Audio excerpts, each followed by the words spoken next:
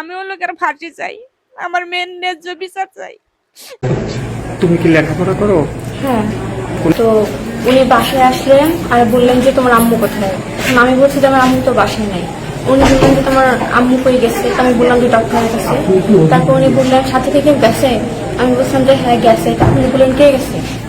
আমি বলেছিলাম যে হচ্ছে আমার খালামণি গেছে। তারপর খালামণির নামকে জিজ্ঞেস করলো, আমার খালামণির নম্বর নিল। তারপরে মানে এমনি গল্প করতে করতে হুট করে আমি এখানে বসেছিলাম, আমাকে বললো একটু এই পাশে আসো তো। আমি কিন্তু প্রথমে যাইনি। তারপর হচ্ছে মানে অনেক রকমের ডাকাডাকি করার পর আমি গেছি। তখন উনি আমাকে মানে ঝাপটে ধরলেন। তারপরে আমাকে শারীরিকভাবে অনেক খারাপভাবে টাচ করলেন। আমি অনেকবার না করছিলাম কিন্তু উনি কিছু শুনলেন না। তারপরে আমি চিৎকার করতে গেছিলাম, তখন মুখ উনি ছাপা ধরেন, আমাকে ধরে মারেন। তারপরে তোমাকে মারছো যখন বাধা দিতে গেছো বা চিৎকার করতে গেছো তখন তোমাকে মারছে? হ্যাঁ মারছে। আচ্ছা। তারপর আমি আমার আম্মুকে যখন কল দিই তখন উনি পালায়া যায়। হ্যাঁ, তারপর সবাই জানলো তুই কতক্ষণে মেয়ে বলে পালায় গেছে। তো তোমার সাথে কি জোর জবরদস্তি ধস্তাধস্তি করছিল? হ্যাঁ। তোমাকে ঘরের ভিতর নিয়ে খারাপ ইয়ে করছে তাই তো? হ্যাঁ। আচ্ছা, ওই লোকের নাম কি বললা? ইউসুফ। ইউসুফ। ওনার হচ্ছে উনি আমাকে যতটা কষ্ট দিচ্ছেন ওর জন্য তার থেকে আরো বেশি কষ্ট হয়। ওনার জন্য ফাঁসি হয়। লেখাপড়া করে ক্লাস 8-এ পড়ে। কাকে মনে করেন যে আমরা ডাক্তারের কাছে আসছিলাম ওই বাচ্চা নিয়ে, ওর ছোট ভাইকে নিয়ে। তারপরে ফোন দিয়া বলছে যে এরকম আম্মু ইসুফ নানু আমার সাথে খুব খারাপ ব্যবহার করছে, আমার ধর্ষণ করছে, বাজে বাজে জায়গায় টাচ করছে, আমার মুখ ছাপাই ধরছে, আমাকে হইলো মারছে, আমি চিল্লাতে চাইছি, এরকম করে বলছে। পরে আমরা এখান থেকে যাই দেখি সত্যি কাঁদতেছে। বাড়িতে অনেক লোকজন সব জমা হয়ে গেছে।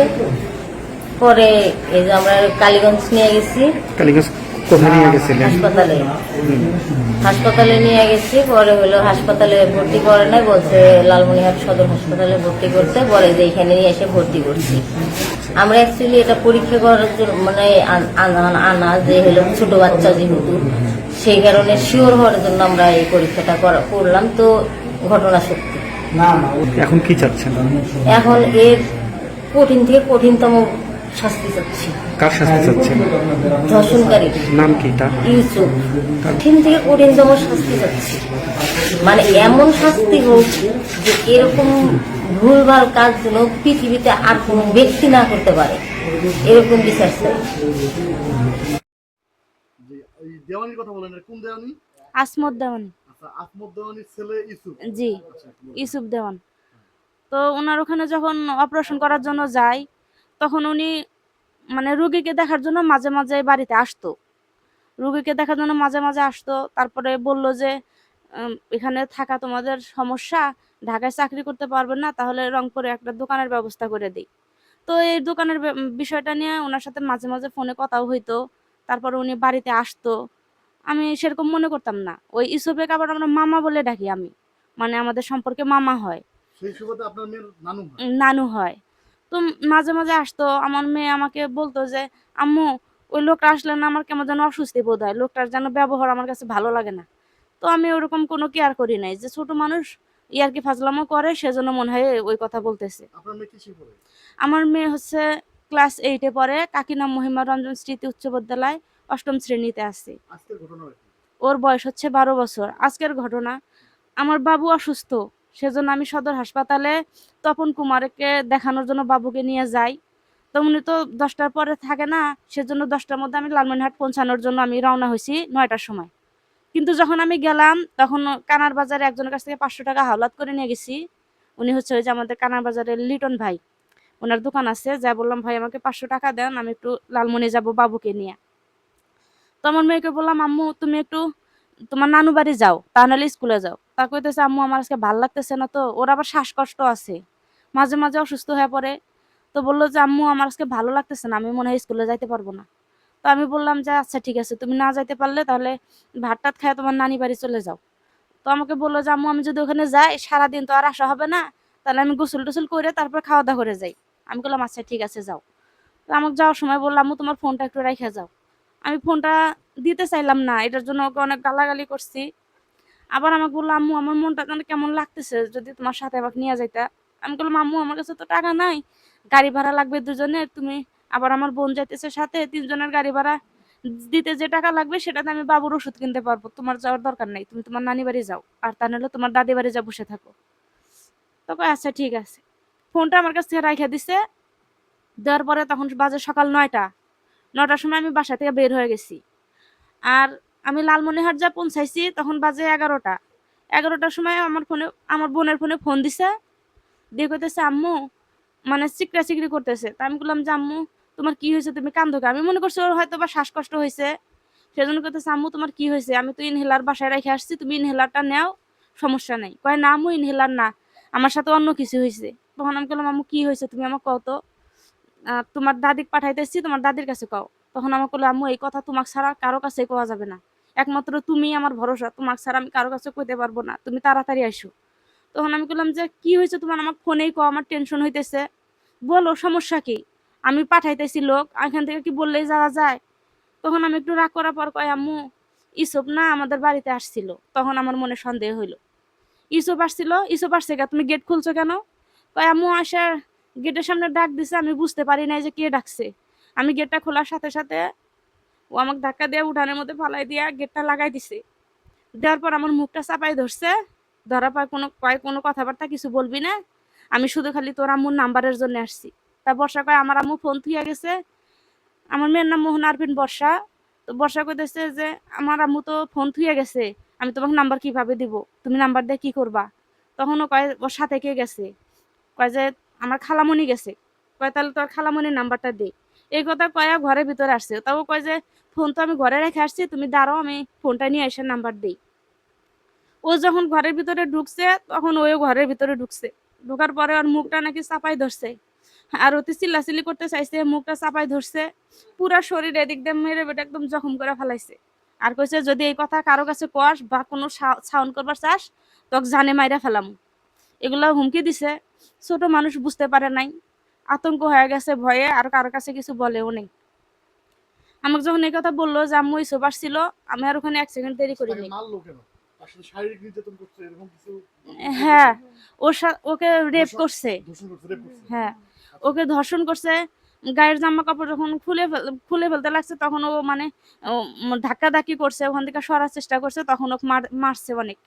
মারার পরে ওকে ওখান থেকে সরাই দিছে, দিয়ে মুখ চাপাই ধরে আছিল। থাকার পরে ও ধর্ষণ করে বাড়ি থেকে বের হয়ে গেছে। ওখানে মোটরসাইকেল আসছিল আমার শাশুড়ির বাড়িতে, অনেকে ওকে আসতে দেখছে, কিন্তু কেউ আইডিয়া করে নাই যে আমাদের বাড়িতে আসবে, আবার যাইতেও দেখছে, কিন্তু কেউ ধারণাও করে নাই যে ওই কাজ করে থেকে গেছে। 1-1.5 ঘন্টা আমার বাড়িতে ছিল। আমি যখন লালমনিরহাট থেকে আসি, আসার পর আমার শাশুড়ি আসছে, আমার মা আসছে, আমার ভাই, ওরা সবাই আসছে। আচ্ছা, তখন আপনার বাসা ফাঁকা ছিল? কেউ ছিল না, শুধু আমার মেয়ে একা ঘরের মধ্যে। হাজবেন্ড কোথায় গেছে? আমার হাজবেন্ড ঢাকায় গেছে, কবে গেছে? সামনে শুক্রবারে গেছে। তো সামনের শুক্রবার আপনার হাজবেন্ড ঢাকা গেছে, আর আজকে আপনি লালমনিরহাটে গেছেন বাচ্চাকে নিয়ে, জি আর বাসা ফাঁকা, আপনার মেয়ে একাই বাসায় ছিল। জি সেই সুযোগে আপনার মেয়ের সাথে এই নির্যাতনটা করছে। জি। আচ্ছা, পরবর্তীতে কি করলেন মেয়েটাকে নিয়ে? পরে আমি আসলাম, ওর নানি ওরা সবাই জিজ্ঞাসা করছে, ও ভয়ের কারণে সেজন্য বলছে না আম্মু, ওদেরকে বলছে না কিছু হয় নাই, এই কথা বলছে। ওরা এই কথাটাই রেকর্ড করে রাখছে। যখন পরে আমাকে বললো যে, শোনো কিছু হয় নাই, আমরা রাতের বেলায় চূড়ান্ত বিচার করবো এর, যে বিচার তোমরা কখনো কোনোদিন শোনো নাই। এই কথা বলতেছে, লোকে তো আমাকে নিয়ে অনেক হাসাহাসি করতেছে, আমি রাস্তায় বের হতে পারতেছি না, মানুষ যাতা বলা বলি করতেছে। পরে হইলো এই কথা যখন আমি শুনলাম, মানে ওই যে ওরা যে ওর ওইটা রেকর্ডটা শুনছে, ও তো সত্যি কথাটা বলে নাই, বলছে যে কিছু হয় নাই।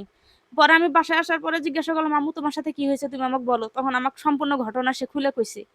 কোয়ার পরে ওরা ওইটার উপরে টার্গেট করে আছে, রাতে বিচার বসলে ওর রেকর্ডটা শোনাবে, যে হলো মেয়ে তো বলছে কিছু হয় নাই, এটার উপর ওরা টার্গেট করে আছে। পরে মেয়েটাকে নিয়ে আপনার কোথায় গেলেন? পরে আমি আসে দেখলাম যে, আমি আমার বোন দুজনে গেছিলাম, তো আসে দেখলাম যে আমার মেয়ে অনেক অসুস্থ, ওর নাকি পেটে অনেক ব্যথা করতেছে, শরীর জ্বালা যন্ত্রণা করতেছে। তো ওরা বললো যে, তোমরা সাংবাদিক বলো না, কারো কাছে নিয়ে যাও না, কি করা লাগে আমরা বাড়িতে দেখবো। কিন্তু আমার মেয়ের অবস্থা ভালো ছিল না, সেজন্য আমরা আর দেরি করিনি। ওদের সাথে আর কোনো কথাবার্তা না বলে আমরা কালীগঞ্জ নিয়ে যাই, সেখান থেকে আমাদেরকে লালমনিরহাট সদর হাসপাতালে রেফার করে দেওয়া হয়। কালীগঞ্জ মেডিকেল গেছেন? জি, ওখান থেকে আমাদেরকে রেফার করে দেওয়া হয়। কালীগঞ্জ মেডিকেল আমরা গেছি, আমরা যাওয়ার আগে ওদের যে মাতবর আছে, ওদের যে যত দালাল আছে যারা আছে, সবাই ওই জায়গায় যে হাজির হাজির হয়ে ওর আব্বুর কাছে, বাবুর আব্বুর কাছে ফোন দিছে দিয়ে বলতেছে এগুলা নিয়ে ইয়া করো না, মেয়েকে তো বিয়ে দিতে হবে, আমরা কিছু টাকা পয়সা দেই, দিলে তোমরা এটা নিয়ে চুপ থাকো। কিন্তু টাকা দিলে কি আমার মেয়ের ইজ্জত ফিরে আসবে? কখনো আসবে না। আমার একটা অবুঝ নিষ্পাপ একটা শিশু, এই শিশুটার জীবনটা ধ্বংস করে দিছে। এখন সদর হাসপাতালে ভর্তি আছে, তাকে যেগুলো পরীক্ষা নিরীক্ষা করার দরকার সেগুলো করছে, প্রত্যেকটা রিপোর্ট পজিটিভ আসছে। মানে ধর্ষণের আলামত পাওয়া গেছে। জি, শুধু ২ টা রিপোর্ট করা হয় না, একটা হচ্ছে ব্লাড পরীক্ষা আর একটা প্রসব পরীক্ষা। ওটা টাকা নাই দেখে করতে পারি নাই। এখনো সদর হাসপাতালে ভর্তি আছে, অবস্থা বেশি ভালো না। আমরা থানায় এখনো পর্যন্ত কোনো অভিযোগ করি নাই। তবে আপনাদের কাছে একটাই অনুরোধ, আমি ওই লোকের ফাঁসি চাই, আমার মেয়ের ন্যায্য বিচার চাই। আপনারা আমাকে ন্যায্য বিচার পাইয়া দিবেন। আজকে গরিব বলে কেউ মানুষ মনে করে না, কতভাবে কতজনে কত কিছু করার চেষ্টা করে। আমি রাস্তায় বের হইতে পারতেছি না। আমার বিয়েটা এত ভদ্র, এত মেধাবী, কোনোদিন কারোর সাথে ঝগড়াঝাটি করে না, কোনোদিন বাইরে বের হয় না, কোনোদিন খেলাধুলা করে না, সবসময় ঘরের মধ্যেই বন্দি হয়ে থাকে। কারণ আমি বাইরে বেরোতে দিই না, যুগ জামানা ভালো না সেই জন্যে। কিন্তু আমার সাথে এটা হইলে আমি কল্পনাও করতে পারি নাই। আপনাদের সবার কাছে আমার অনুরোধ, আমার মেয়ের ন্যায় বিচার পাইয়া দিবেন। ওরা অনেক রকমের টাকা পয়সা দিয়ে দালাল ধরতেছে, থানায় যায়া পুলিশকে টাকা দেওয়ার চিন্তা ভাবনা করতেছে, আমাকে নানান ধরনের হুমকি দিতেছে, আমি এখানে থাকতে পারবো না এই ধরনের হুমকি দিতেছে। এই জায়গাটা ওদেরই। আজ থেকে ৯ বছর আগে গার্মেন্টসে চাকরি করে জায়গাটা কিনে নিয়েছিলাম। আমাকে কাগজের জমির কথা কয়া খার জমি দিয়া এখন আমার সাথে এই জমি নিয়েও অনেক ধরনের অনেক কিছু করতেছে।